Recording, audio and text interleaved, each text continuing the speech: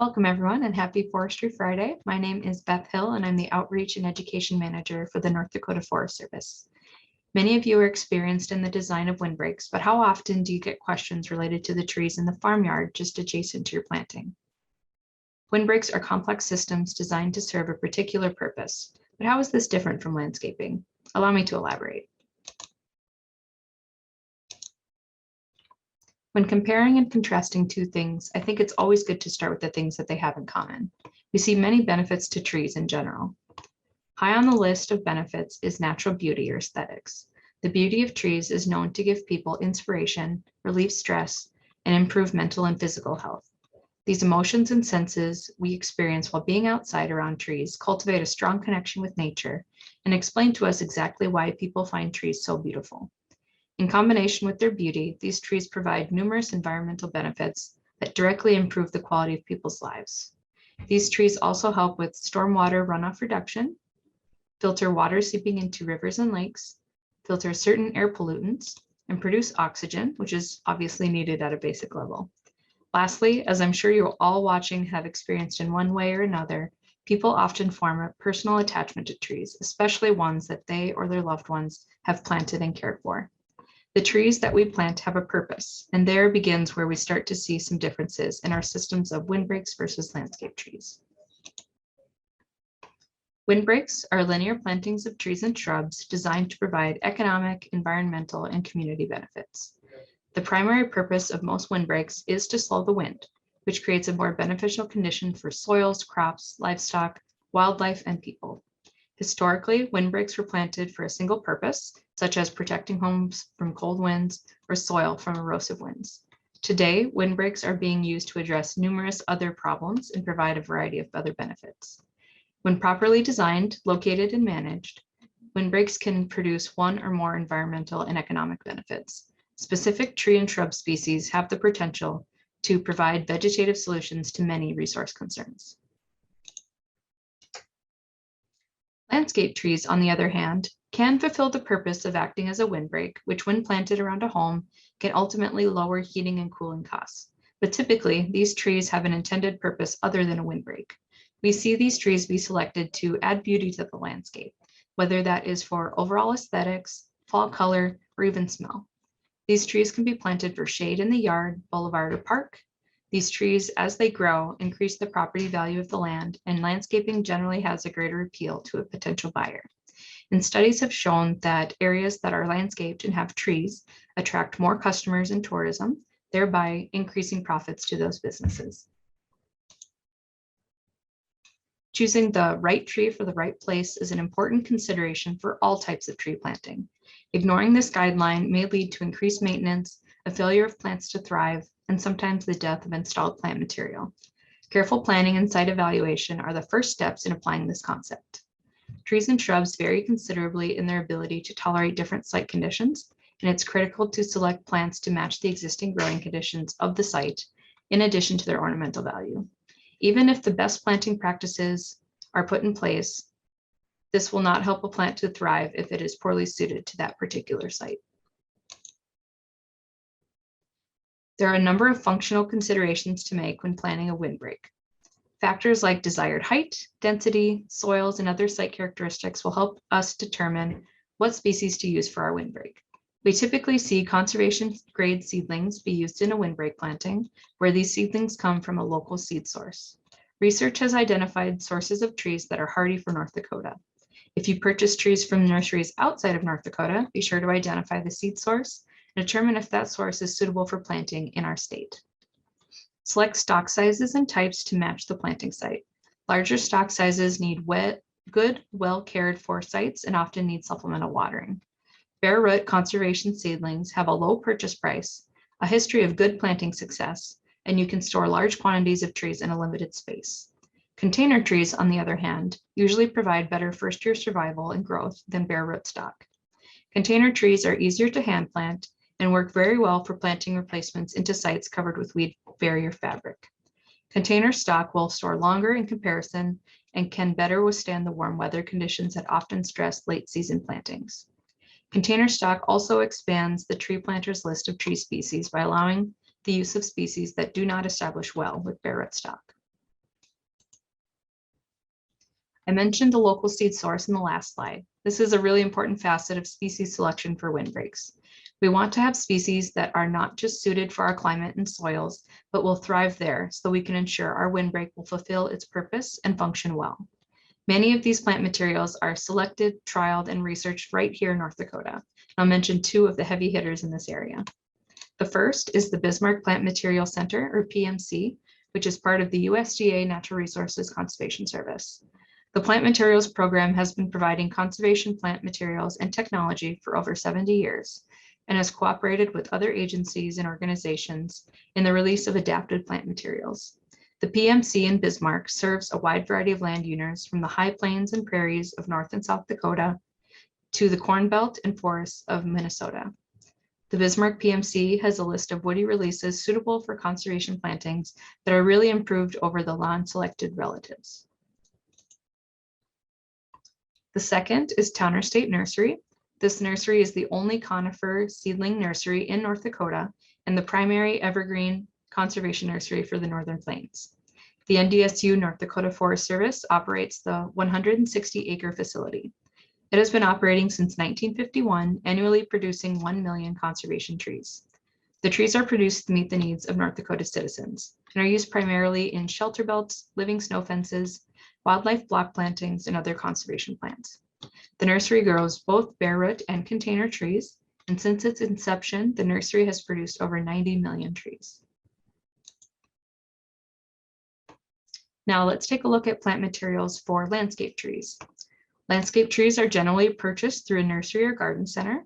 The diversity of plant species and the multitude of cultivars, hybrids, and varieties make for creative and appealing landscape compositions. We see a greater selection of species from these sources since our function considerations are generally less limiting. We don't need hundreds of feet of trees growing at a similar rate to create a desired density. We just need to focus on this one specimen, not an entire system. We see a number of cultivars now available, adapted to the challenges of North Dakota's climate and growing conditions, thanks to research and trials from programs like the North Dakota State University Woody Plant Improvement Program. Plant materials here can be bare root, balled burlap, containerized, or even spaded in from another site. However, sometimes these trees are not from a seed source local to this area.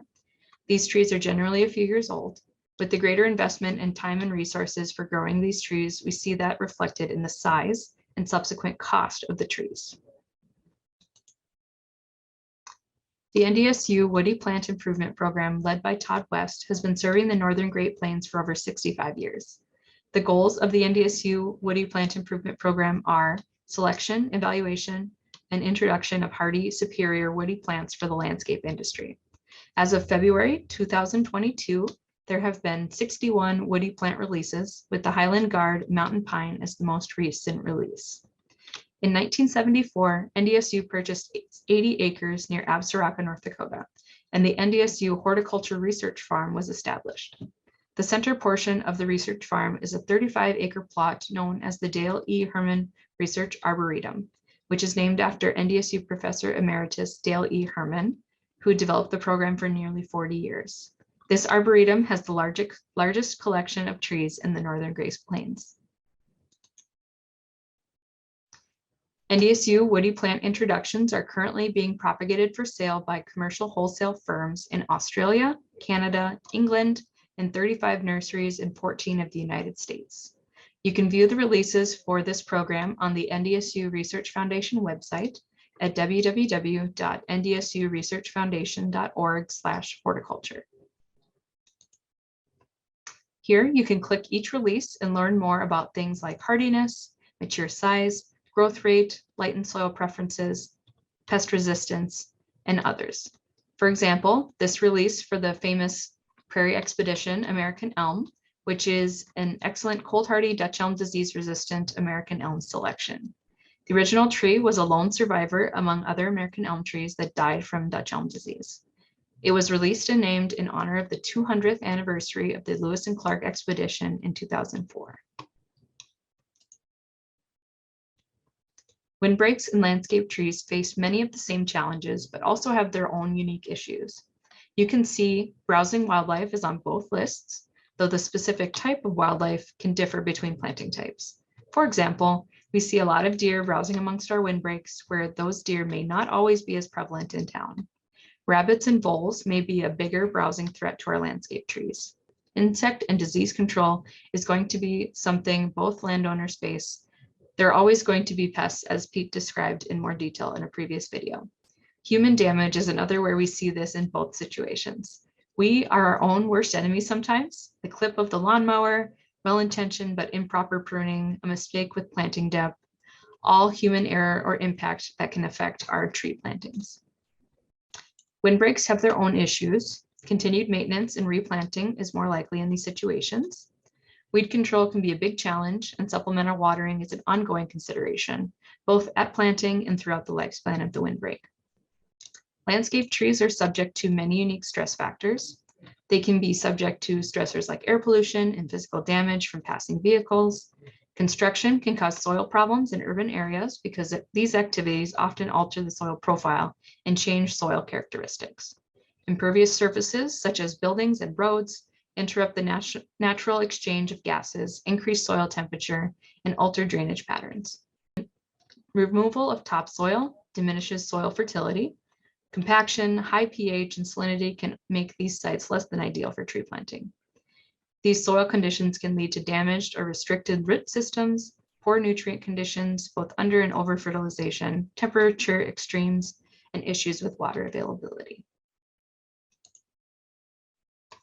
If you've been keeping up with the Forestry Friday series so far, you've already been introduced to the North Dakota Forest Service's Windbreak Renovation Initiative, or WRI, which provides financial and technical assistance to private landowners for work on their windbreaks. However, if you work directly with public lands or within communities in the state, our agency has a cost share grant program designed just for you.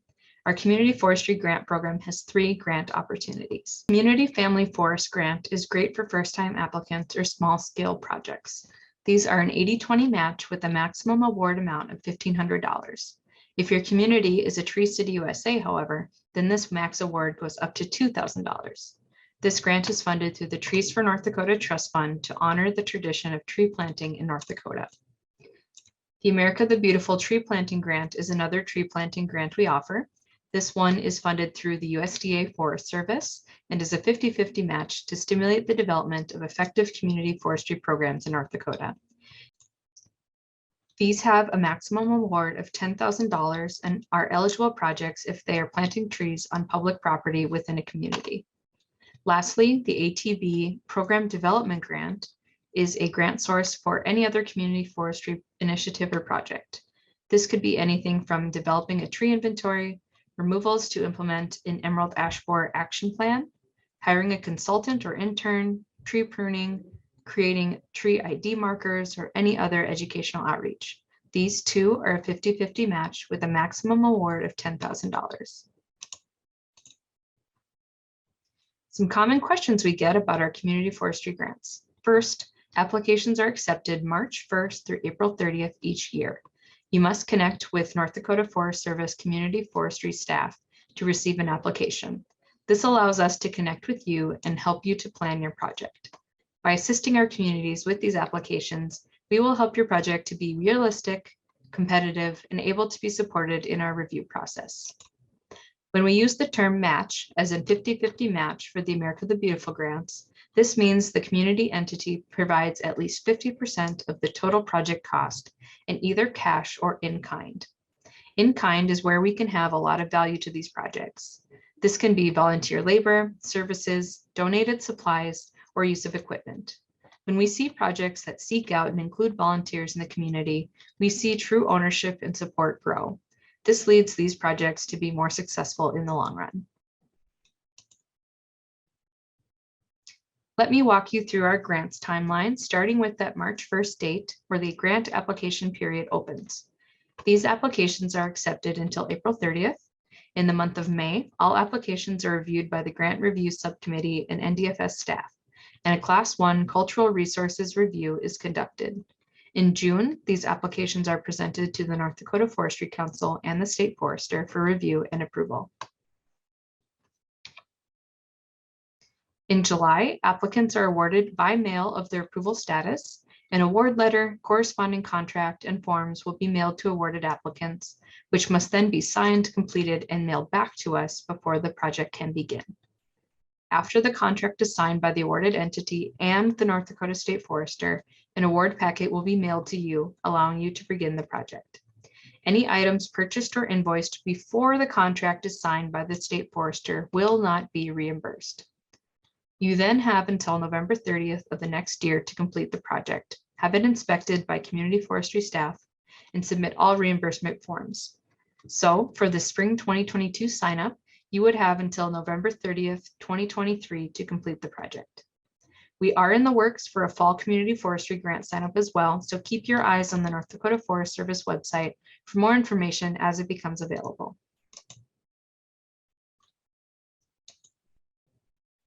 As always, for more information on trees or forest management in North Dakota, please visit our website, our Facebook page, or our Forestry Fridays YouTube channel. We upload new videos every Friday.